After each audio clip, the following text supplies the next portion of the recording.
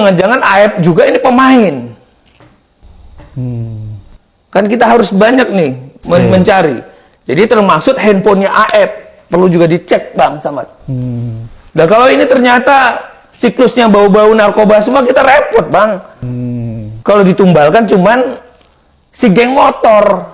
Ya. Kita cari kemana-mana, kemana-kemana, ternyata sebenarnya ada sesuatu. Ya lagi-lagi ya. Ini kan semuanya asumsi yang memang harus kita dekatkan kalau mau buka saintifiknya. Kata Pak Kapolrinya kan begitu kan? Buka dong saintifiknya. Jadi buka handphonenya Aep, buka handphonenya Pak Rudiana, buka handphonenya Eki, sama CCTV. Jangan ada dusta di antara kita. Apakah akibat ini ada sesuatu yang tidak mau ditarik yang lebih jauh, gitu loh. Jadi akhirnya dipotong pendek saja. Ini jadi tumbal. Ini dijadikan bumper supaya tidak terbuka yang lain. Yang penting proses hukum jalan. Jadi pastilah penyidik yang paling tahu, pasti ada pergulatan batin penyidik yang memeriksa pada waktu itu, apalagi dari misalnya dari narkoba dipindahkan ke reskrim. Seharusnya ini ada validasi dong antara teman-teman penyidik ini gitu, tidak serta-merta. Tapi ingat, bad cop dan good cop itu selalu ada di mana-mana, Bang.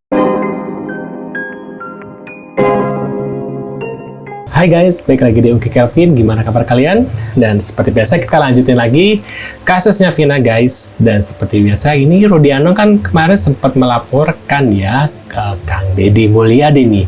Seperti apa, yuk kita kelanjutannya dari laporannya itu guys. Yuk kita lihat videonya ya.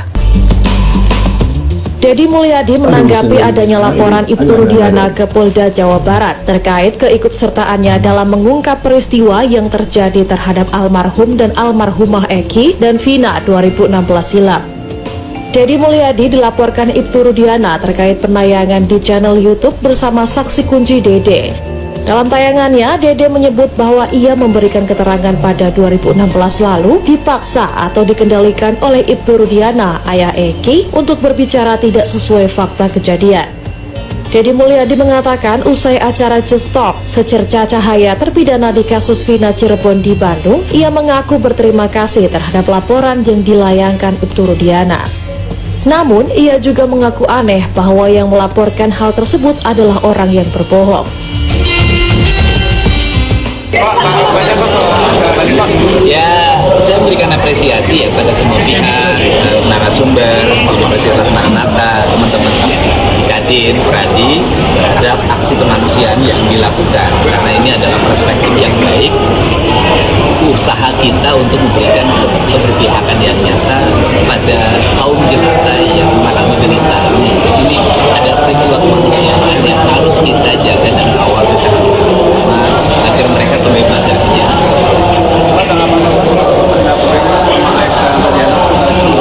Ya kan sudah beberapa kali disampaikan, setiap orang berhak melaporkan dan berhak dilaporkan. Saya orang yang dilaporkan, saya mengucapkan terima kasih atas laporannya. Insya Allah kita akan kooperatif untuk menghadapi seluruh laporan itu. Dan ini adalah menurut saya paling aneh, yaitu orang mencabut pernyataannya berbohong 8 tahun lalu dilaporkan.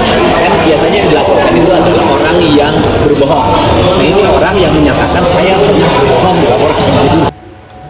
Kemarin Polda Metro Jaya sudah mengumumkan, ya kan, saya dan Dede dilaporkan atas tuduhan Dede menyampaikan berita bohong di akun YouTube saya, dan saya menyebarkannya yang mengakibatkan kerugian pada Aep, ya kan. Nah, kemudian kalau yang kasus Dede kan, kasus Dede dulu sudah dilaporin sama Aep sebelum Dede datang ke Bapak kan, yaitu dugaan kesaksian palsu. Itu sudah meningkat ke tingkat penyelidikan. Saksi-saksi yang dari kabupaten, yang dari Cirebon itu sudah 10 orang diperiksa sebagai saksi pelapor, kan? Artinya Dede itu menghadapi 2, atau bisa jadi kalau dilaporin Polda Jabar ada 3, kan? Ada 3. Kalau saya menghadapi 2 Polda, mungkin ya Polda Jabar dan mungkin Polda Metro Jaya.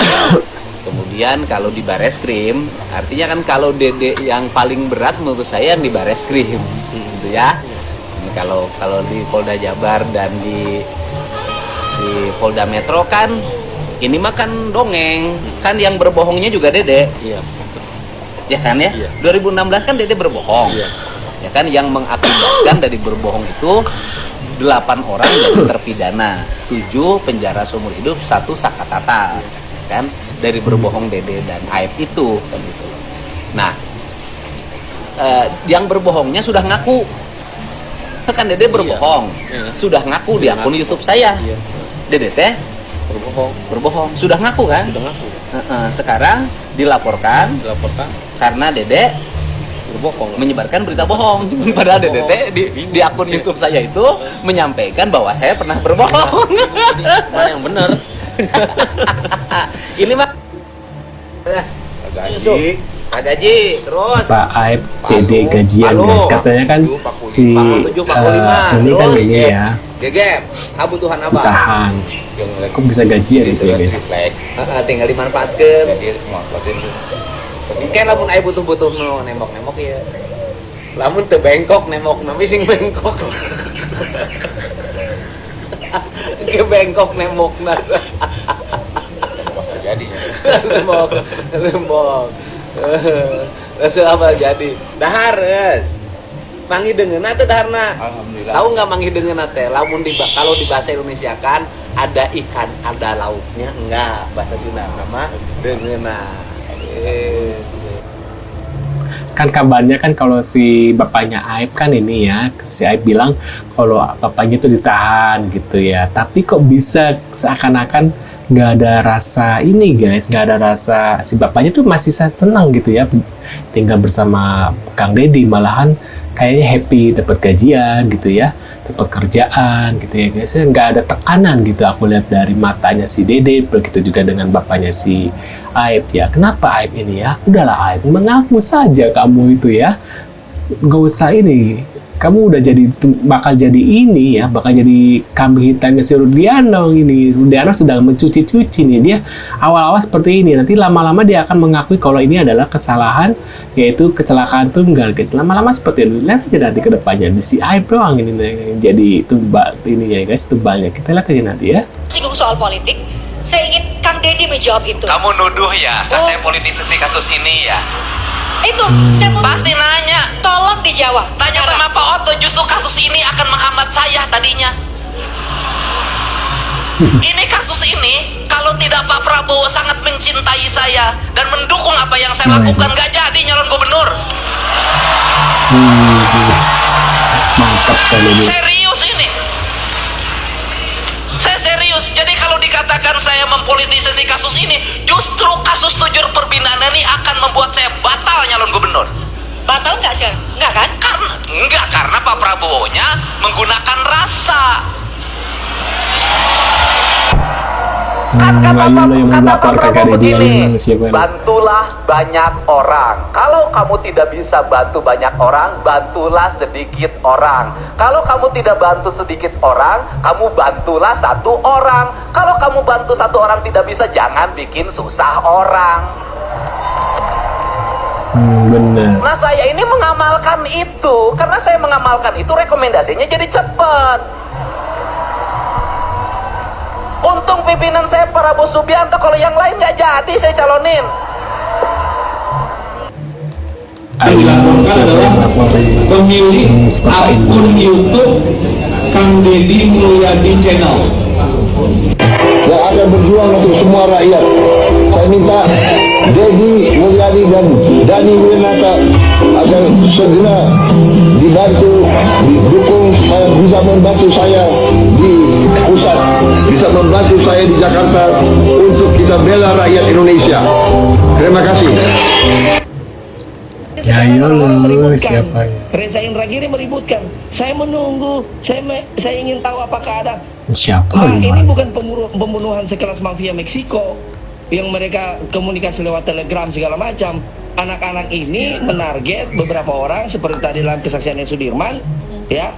Kita habisi anak-anak ekstasi. Itu sudah lebih dari cukup. Ini harus Waduh, mereka gimana? Sudah yang sakti. Jadi begini, kasus ini sulit diungkap karena ada campur tangannya Alam Garim. si Linda kerasukan ya, si Linda. Karena berasal dari kesurupan. Kan begini, AF itu kan hanya melihat 8 orang. Kemudian pelakunya itu 11. Nah, di mana yang 3 itu berada itu karena memang dia berasal dari alam gaib. Nah, sehingga harus diputuskannya oleh dukun dan paranormal. Gak bisa diputuskan oleh saya. Tersebut ketahuan. Yang akan berjuang untuk semua rakyat.